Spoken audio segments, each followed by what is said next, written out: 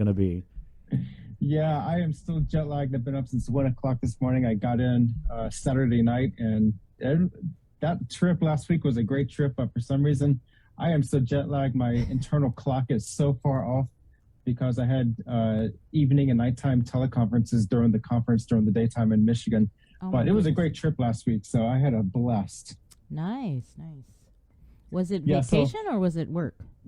it was a work trip, so it was the annual meeting of the International Association of Emergency Managers. So we had emergency managers and directors from all across the United States and some from overseas, including Nigeria. I met Oh a wow. guy who's running a company in Nigeria all about emergency management and preparedness. So it was a wide-reaching place, but because of COVID, the numbers of attendees was down to only around 1,100, which is still Only pretty good for 1,100.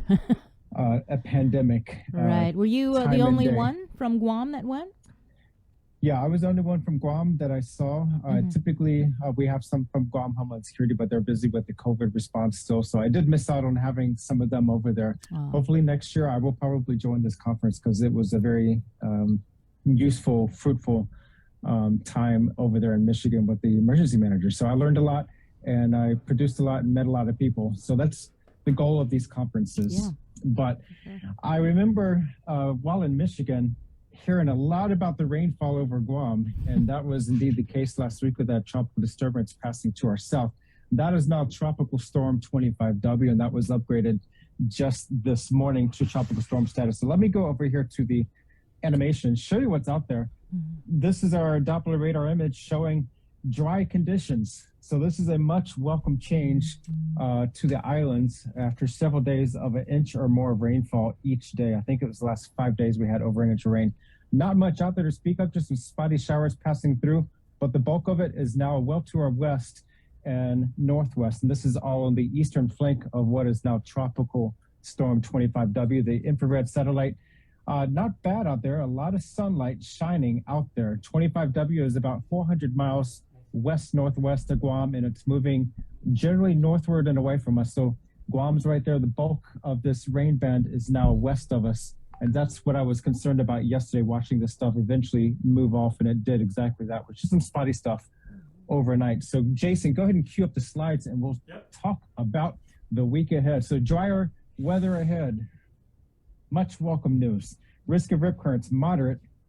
Risk of rip currents along east-facing reefs to Guam. Fire danger is obviously very low. We're like right at a index number value of 0 on an 800-point scale. The flash flood watch was allowed to be canceled yesterday afternoon, and the small craft advisory also expired this morning as winds and seas continue to subside across the region. The next slide, this is Joint Typhoon Warning Center graphic showing this is an old image, Tropical Depression 25W. That is now Tropical Storm 25W. That's going to keep well to our west as it moves northward into the North Pacific. And it's also looks like it's currently forecast going to stay off the coast of Japan. So this one's not going to be a threat to anybody except for maybe Iwo To Island, also known as Iwo Jima, to our northwest. The next slide shows our locally produced graphic showing that tropical storm west of the Mariana Islands. That will continue to intensify, becoming a severe tropical storm in the next 24 hours, and then it could become a typhoon by Wednesday. So we will watch out for that. As far as numbers of typhoons in the region, we've been very below normal for numbers of typhoons, but we are keeping near average for tropical cyclones.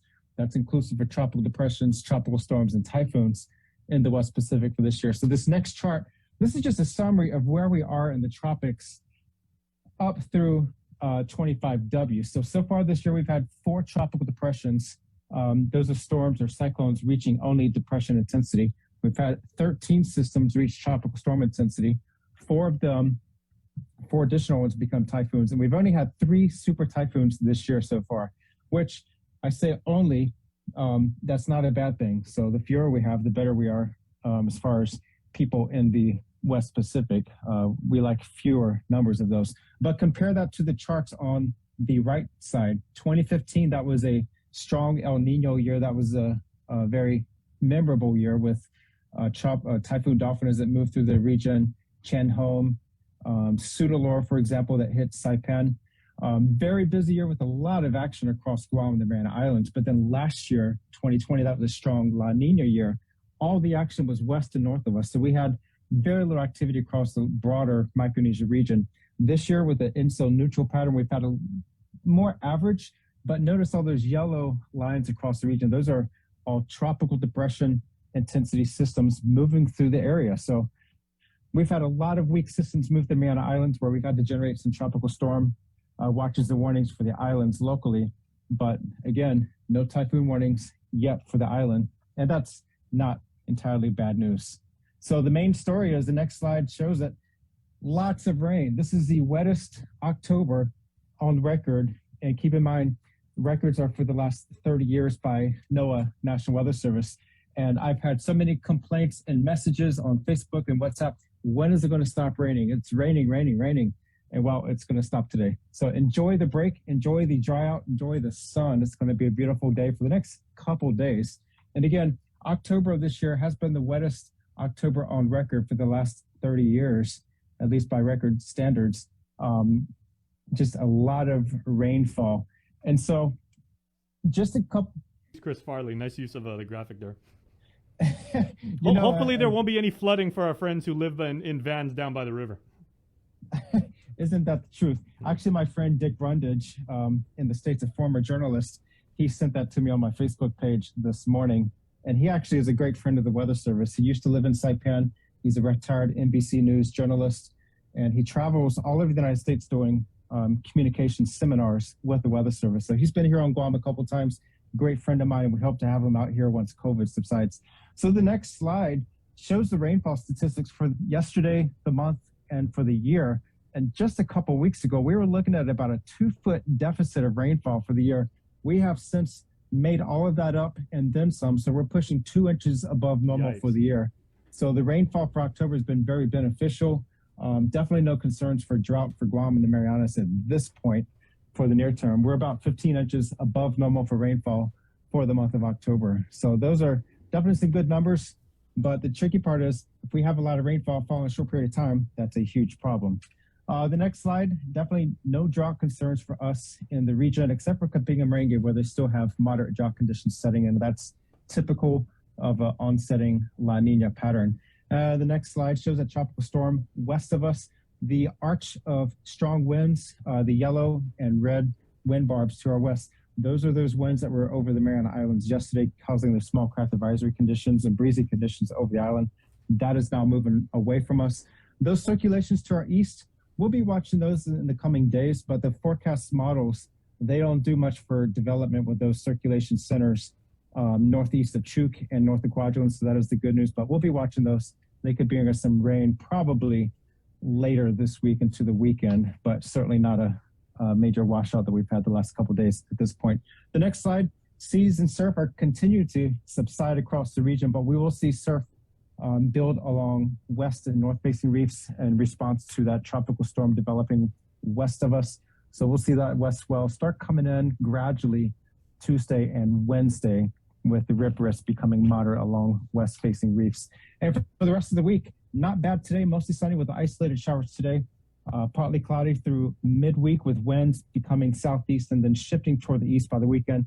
Mostly cloudy skies by the weekend with still only isolated showers at this time. So really not a bad week compared to what we saw last week.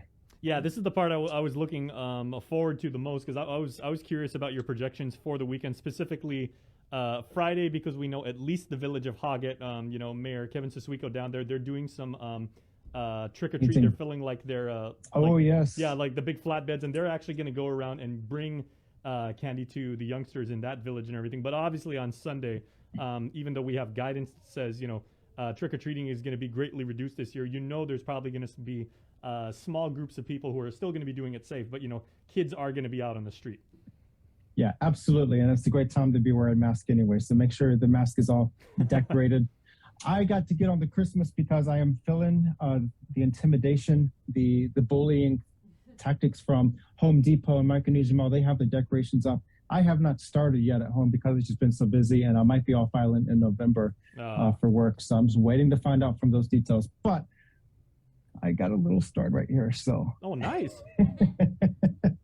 Charlie Brown wants his Christmas tree back. I'm getting there. I'm going to get there one of these days, maybe by January. Okay, before we let you go, Landon, a little bit of an anecdote, if you don't mind, and everything. Like, what is the best Halloween story that you can give us and your Link family about what you and your twin brother have ever pulled off? Whether it's a prank or whether it was a really good costume or just like twins have the most fun. So, what was the most fun you guys ever got on Halloween? You know, we weren't the big Halloween type, but I remember kindergarten. I think it was way back in 1987. We were in kindergarten at P.W. Moore Elementary School in Elizabeth City, North Carolina.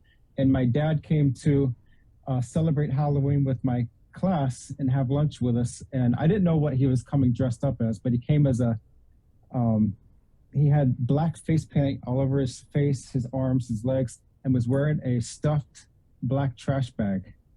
And do you know what he was? You'll never guess it. I could guess, but I'm assuming Twitter would cancel me if I said, What was he? He was a California raisin. Ah, okay. Very nice. The best costume ever. Did he sing "Heard It Through the Grapevine" and do that whole thing? I don't remember, but I can only hope that he did. For some reason, that memory is so vivid with me. Very cool. One of the best ones. Yeah, and Yeah. I'm sure your therapist made a significant amount of money after talking to you about that over the years. My dad's one of the best when it comes to pranks and costumes. So very cool. Yeah. Well, Kudos to that him. is a gene that happily passes down from father to son and everything like that. So, hey, best to you and your team over there if you guys are doing trick or treating, and please be safe. We appreciate the info as always. Absolutely. And see y'all next week. Hey, welcome home, Next man. week. Thank you. All right. Good stuff always from the National Weather Service. Well, All Souls Day falls on November 2nd and will look much different than in years past. KUAM's Hannah Devine